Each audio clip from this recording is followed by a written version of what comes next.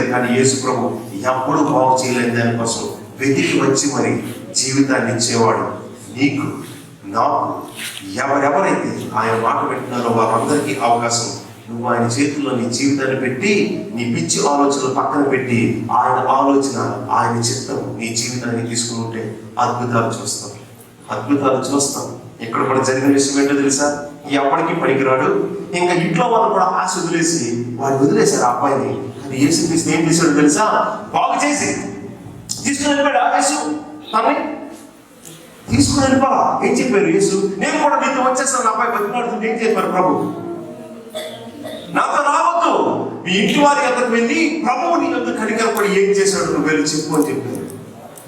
యేసుక్రీస్తు తల్లిదండ్రుల్ని దూరం చేసేవాడు కాదు. నీ ఇంటి వారిని, నీ ప్రేమించే వారిని, నిర్నిష్టపడే వారిని దూరం చేసేవాడు కాదు. నిజమైన ప్రేమ, నిజమైన సంబంధాన్ని కలిపేవాడు.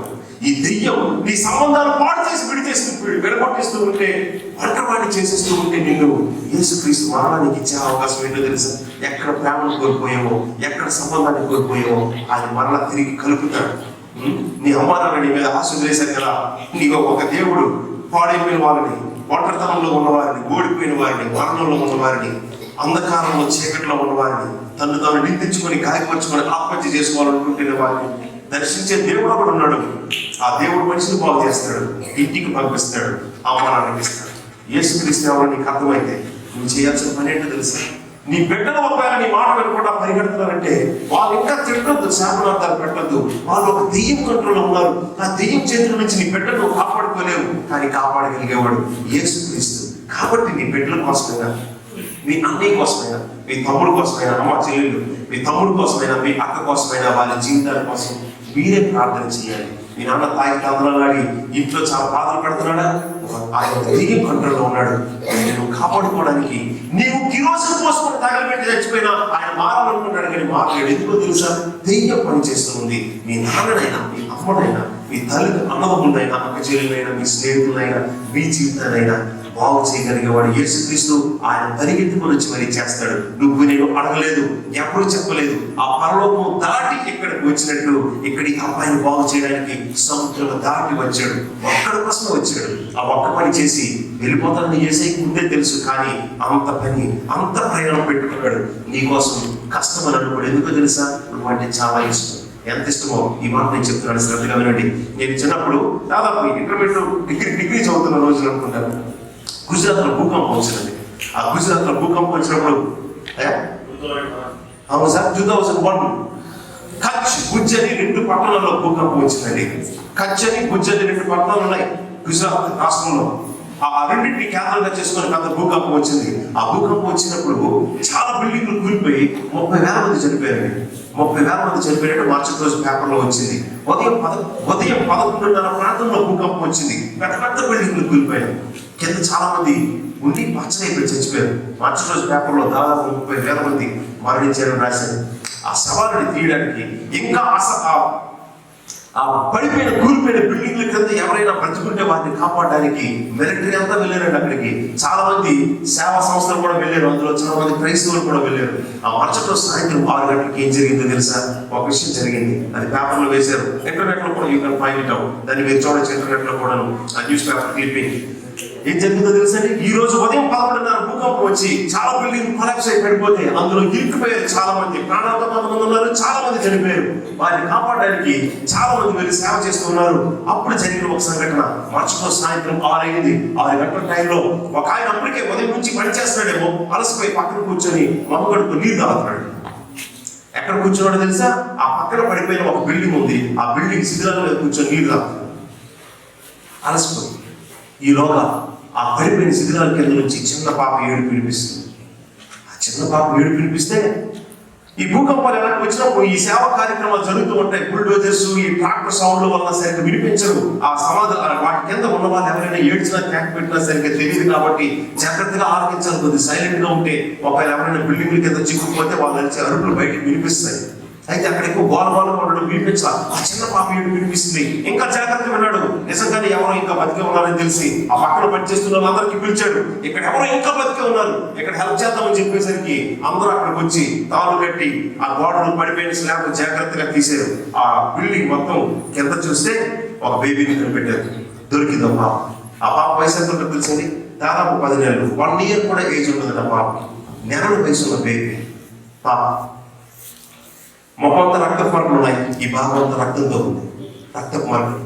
వాళ్ళు బేబీని తీసి అనుకున్నారు, రక్తం కక్కేసుకుంటూ దాదాపు రాత్రి 9:30 తీశారు. మొత్తం అవన్నీ బయటికి తీసి అందులో ఉన్న పాపను తీసేసరికి రాత్రి 9:30 టైం అవుతుందంట. దాదాపు 30 గంటల సేపు నెలల వయసు ఉన్న పాప, చిన్న బేబీ, పాలు కానీ నీరు కానీ తాకుండా రక్తం కక్కేసుకుంటూ బ్రతికొండడం అసాధ్యం. ఎలా బతికింది పాప? ఎంత చిన్న వయసు ఉన్న పాప, సంవత్సరం కూడా వయసు లేదు. పాలు కానీ నీరు కానీ గొంతులు కలుపుకోకుండా ఆకలితో ఎలా సస్టైన్ అయ్యింది 8 గంటలు, 30 hours. వాళ్ళు ఆశ్చర్యంగా వింతగా చూస్తూ ఉండేసరికి ఇంకెవరో చూశారు, లైటింగ్ పడి ఇక్కడ ఇంకెవరో ఉన్నారని కేక వేస్తే లైటింగ్ వేశారు. ఇంకొక స్త్రీ అక్కడ ఉంటే ఆ పాప యొక్క తల్లిని కూడా బయటికి తీశారు. తల్లిని తీశారు, ఒంటి మీద ఒక గాయం కూడా లేదు, చిన్న స్క్రాచ్ కూడా లేదు, కానీ ఆ తల్లికి ప్రాణం లేదు, చచ్చిపోయింది. ఈవేళ చచ్చిపోయింది అనుకుంటున్నారు. ఆ తర్వాత ఆ తల్లి యొక్క శరీరం చూస్తే ఈ 2 చేతులు రక్త పరుగుతూ ఉన్నాయి. ఆ తర్వాత వాళ్ళున్న పరిస్థితి చూసిన తర్వాత అక్కడ ఉన్న వాళ్ళందరికీ అర్థమైంది, ఈ పాప తల్లి భూకంపం వచ్చి బిల్డింగ్ కూలిపోయేటప్పుడు అక్కడే ఉన్నారు, అటొక వైపు ఇటొక వైపు పడిపోయారు. ఈ పాప దాటికి శబ్దానికి ఏడుస్తుందేమో. ఆ తర్వాత ఏడ్చి ఆకలికి ఏడుస్తుందేమో. ఆకలికి చిన్నపిల్లలు, నెలల వయసున్న పిల్లలు ఏడిస్తే ఎలా ఏడుస్తారు? ఇంకా పాప ఏడుకి ఈ తల్లి ఎంతో ప్రయత్నిస్తే చెయ్యి మాత్రం వదులుతుంది ఆ పాప దగ్గరికి. అమ్మ ఎక్కడే ఉన్నాను, ధైర్యం ఉండని ఏదో ధైర్యం చెప్తుందేమో. మరి చిన్నపిల్లలు ఎలా అర్థం చేసుకుంటారు? ఆ ఆకలికి ఏడుస్తూ ఉంటారు. మరి తల్లి ఎంతసేపు చూసిందో. పాలు పెట్టే అవకాశం లేదు, బేబీని దగ్గర తీసుకోలేదు. ఎందుకంటే ఆ బిల్డింగ్ మొత్తం స్లాబ్ అంతా పైన పడిపోయి నొక్కేసింది. ఈ తల్లి అక్కడికి వెళ్ళగలిగే ఆ పరిస్థితి లేదు, ఆ పాపను దగ్గర తీసుకునే పరిస్థితి లేదు.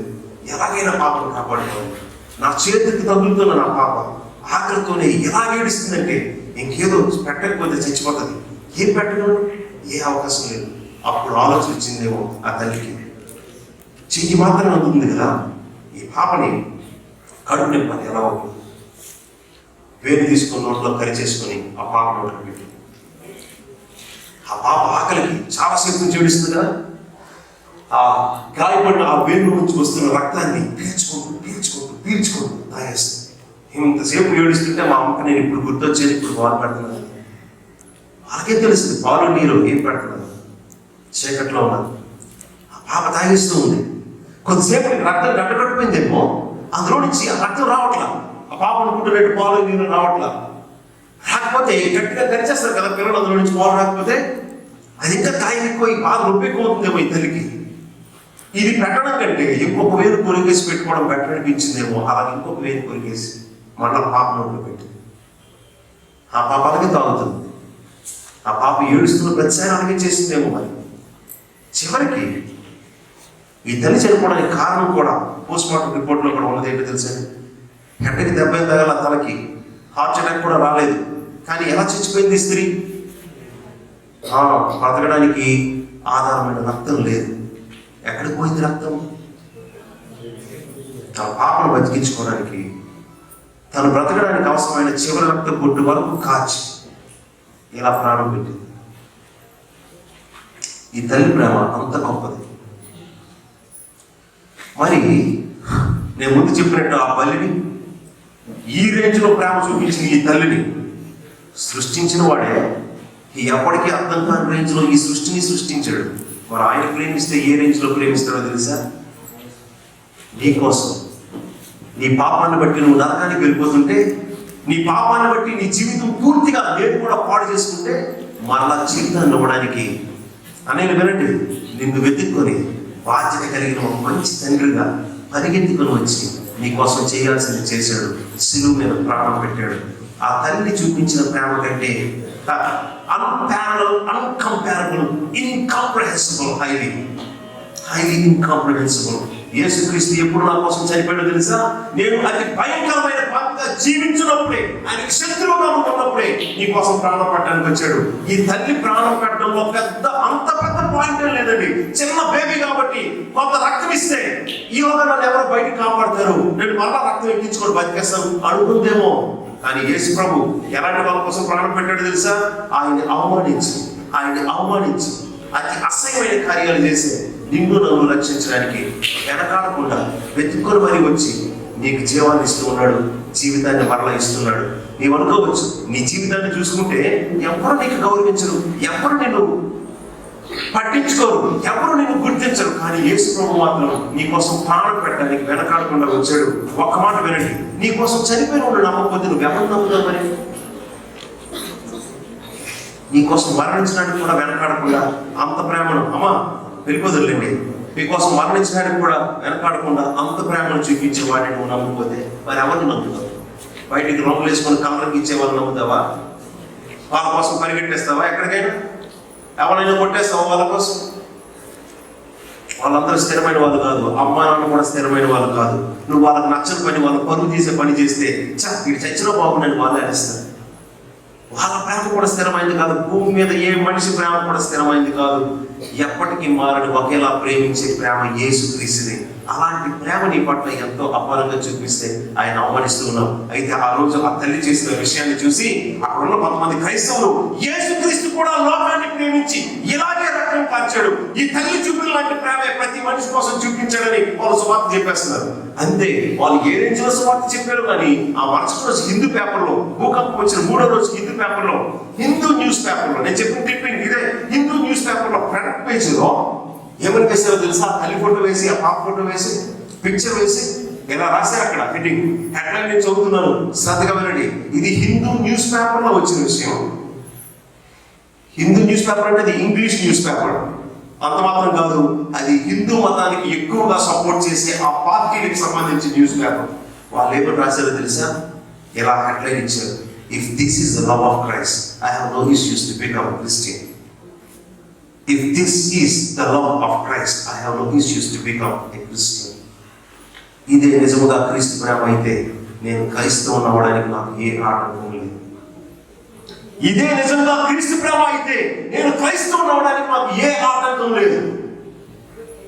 ఆ తల్లి తన బిడ్డ కోసం చూపించిన ప్రేమ బట్టి క్రైస్తవులు సువార్త అక్కడ చెప్తూ ఉంటే పేపర్, న్యూస్ పేపర్ అలా రాసుకున్నాడు, దాన్ని హెడ్లైన్ అలా ఇచ్చాడు.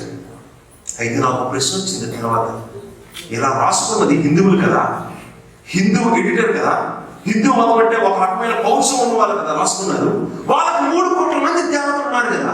ఈ తల్లి చూపించిన ప్రేమ అంత గొప్పదైతే తనకున్న 3 కోట్ల మంది దేవుళ్ళు దేవతల్లో ఎవరితోనైనా పోల్చుకోవాలిగా. బ్రిటిష్ వాళ్ళ దేవుడు ఎందుకండి, ఎస్సీ వాళ్ళ దేవుడు ఎందుకండి, అమెరికా వాళ్ళ దేవుడు ఎందుకండి? 3 కోట్ల మంది దేవతలు ఉన్నారు అతగాడికి, ఆ ఎడిటర్ గారికి. ఈ తల్లి ప్రేమ అంత గొప్పదైతే తనకున్న 3 కోట్ల మంది దేవతల్లో ఎవరైనా ఒక దేవుడితోనో దేవతలో పోల్చుకోవాలి కదా. యేసుక్రీస్తు ఎందుకండి? యేసుక్రీస్తు ఎందుకు పోల్చారు? సమాధానం ఏంటో తెలుసా? వాళ్ళకున్న 3 కోట్లలోనో 3,000 కోట్లలోనో ఎవడైనా ఒకడు ఉండాలి కదా అలాంటి దేవుడు. పాపుల కోసం ప్రాణం పెట్టి రక్తం కార్చిన ప్రపంచ చరిత్ర అంతా ఆధారం యేసు మరణించింది ఆయన చేసిన తప్పు కోసం కాదు. ఆయనకి శిక్షించిన వాడు కూడా ఏమన్నాడో తెలుసా? మరణ శిక్ష విధించిన వాడు, ఈయనలో నాకు ఏ తప్పిదం కనిపించట్లేదు, మీరందరూ అడుగుతున్నారు కాబట్టి తీసుకెళ్ళి చంపుకోండి అన్నాడు. ఏ ప్రపంచంలో కొన్ని ఇన్ని సినిమాలు తీశారు కదా, ప్రపంచంలో కోర్టు సీన్లో ఎన్ని సినిమాలు తీశారు కదా, కనీసం ఒక్క సినిమాలోనే ఉందండి. ప్రపంచ చరిత్రలో ఏ కోర్టులో అయినా జడ్జిమెంట్ వచ్చిందా? మీరు అంటున్నట్టు ఈ మొత్తాన్ని ఏ న్యాయం చేయలేదు, కానీ మీరు అందరూ అడుగుతున్నారు కాబట్టి తీసుకెళ్ళి చంపుకోండి మరణ శిక్ష ఏ జడ్జి గారైనా విధిస్తారా? అలా జరిగింది ఒక యేసుక్రీస్తుకే. ఎందుకు? ఆయన చేసిన దానికి ఆయన చావలేదు, నీ కోసం మరణించాడు. నీ కోసం కాదు, నీ వంతు, నీ స్థానంలో, నీ బదులు ఆయన నీ మరణాన్ని, నీ శిక్షని మీద తీసుకొని నిన్ను తప్పించాడు. ఇలా ప్రేమించే దేవుడిని ఒక్కొక్కడు ఒక్కొక్క రకంగా అవమానిస్తూ ఉంటే క్రైస్తవులు ఎలా అవమానిస్తారో తెలుసా? ఇదిగో యుగ సమాప్తి వరకు నీతో ఉంటానని యేసు ప్రభువు చెప్తే ఆయన నీతో ఉన్నాడని తెలుసు కూడా అసహ్యమైనవన్నీ సెల్ఫోన్లో చూస్తున్నాడు, అసహ్యమైన పనులన్నీ చేస్తూ ఉంటారు. ఆయన ఘోరంగా క్రైస్తవులు కూడా బయట వాళ్ళకి తెలియదండి ఆ విషయం. నీవు దేవుడు తెలుసు అనుకుంటాడు, నీవు యేసుక్రీస్తుకి ఎంత రెస్పెక్ట్ ఇస్తున్నావు? నీతో ఉన్న మన ప్రార్థన కూడా ఎలా ఉంటుందో తెలుసా? పరలోకమందున్న మా తండ్రి నువ్వు ఎక్కడో ఉన్నావు అని ప్రార్థన చేస్తావు. నువ్వేమో ప్రార్థన చేయాలో తెలుసా? మాతో ఉన్న మా ప్రభువా అని ప్రార్థన చేయి. అప్పుడు పాపం చేయడానికి కొద్దిగా భయపడతావు. అవసరం వచ్చినప్పుడు, భయం వేసినప్పుడు యేసు ప్రభు కావాలి. పాపం చేయాల్సి వచ్చినప్పుడు ఎక్కడ ఉన్నాడు అమ్మ తెలుసు. యేసు నీ జీవితాన్ని బాగు చేయడానికి ప్రాణం పెట్టినంత ప్రేమ చూపించాడు కాబట్టి నువ్వు ఆయనకి ఇవ్వాలి. కానీ నీ జీవితంతో అద్భుతాలు చేస్తావు. ఊర్లో వాళ్ళందరూ అనుకున్నారు ఈయన మాకు దక్కడు, ఆ దెయ్యం వీడిని చంపేస్తుంది అని ఆశలు వదిలేశారు. మరి నీ మీద కూడా నీ కుటుంబం, నీ తల్లిదండ్రులు ఆశలు వదిలేశారేమో. నా మీద అయితే వదిలేశారు. ఎందుకంటే మా నాన్నగారి మాట, మా అమ్మగారి మాట నేను ఎప్పుడు వినలేదు కదా. ఇంకా వాళ్ళ మీద తిరగబడిపోయి చివరికి నా జీవితం దేనికి పనికి రాకుండా నడుము ఏర్కొట్టుకొని మంచం మీద పడ్డాను. మా నాన్నగారు నన్ను ఏదైనా చెప్తే నేను ఇంకా బాధపడతానని మా నాన్నగారే చాలా బాధపడేవారు. నీకు ఎన్నోసార్లు చెప్పాను రా, మనకి నచ్చవు, మనకొద్దు ఈ కరాటేలు ఫైట్లు అంటే, నువ్వు నా మాట వినకుండా వెళ్ళి ఇప్పుడు చూడు ఏం తెచ్చుకున్నావు. 8 సంవత్సరాలకి నడువేరు కొట్టుకుని పరిస్థితిలో ఉన్నావు. ఇంకా దేవుడు నీ జీవితం అని నాతో ఏదైతే నేను ఇంకా బాధపడతానని నాతో అనలేక ఎంతో బాధపడిపోయింది. ఆశ వదిలేసేది నా పేరెంట్స్ కూడా. కానీ మన జీవితానికి గొప్ప ఆశ జీవించడానికి యేసుక్రీస్తు ఇంకా సిద్ధంగా ఉన్నాడు. నువ్వు అడగకుండానే, అసలు నీవు ఎరగ మునిపే, అసలు నువ్వు పుట్టక మునిపే నీ కోసం చేయాల్సిన రక్షణ కార్యం సిలువ వరకు వచ్చి చేశాడు. మరి ఆయన ప్రాణం, ఆయన త్యాగం మరి నువ్వు ఎంత గౌరవిస్తావో మరి యేసుక్రీస్తులో నీకేం కనిపిస్తుందో. యేసుక్రీస్తులో ఆ దెయ్యానికి ఏం కనిపించిందో తెలుసా? ఆయన పరిశుభ్రత చూసి దెయ్యాలు దగ్గర ఉండలేక నీ దగ్గర నుంచి దూరంగా పంపించేయని అడుగుతున్నాయి. యేసయ్య సరే వెళ్ళండి అని పంపించేశాడు. జాగ్రత్తగా మాట్లాడినాడు. జాగ్రత్తగా మాట్లాడినాడు. చివరిగా ఆ ఊరి వాళ్ళందరూ యేసు చేసిన అద్భుతం చూసి ఆ 2000 పంతులు మొత్తం చచ్చిపోయింది సముద్రంలో పడి దెయ్యాల వలన. ఈ దెయ్యాలు పట్టిన అబ్బాయి కోసం ఆ అబ్బాయిని బాగు చేయడానికి ఊరి వాళ్ళందరూ చాలాసార్లు ప్రయత్నించారు కదా. ఎప్పుడు బాగు చేయలేకపోవడం. యేసు ప్రభు బాగు చేస్తే ఆ అబ్బాయి బాగైపోయి మంచిగా తయారై బట్టలు వేసుకొని మంచి బుద్ధి కూర్చోమన్నట యేసు ప్రభు పక్కన. అవన్నీ చూశారు వచ్చిన వాళ్ళందరూ. యేసు ప్రభు చూసి, అయ్యా దయచేసి నువ్వు ఆ ప్రాంతాల్లో ఉంటే మాకంత భయం కలుగుతుంది.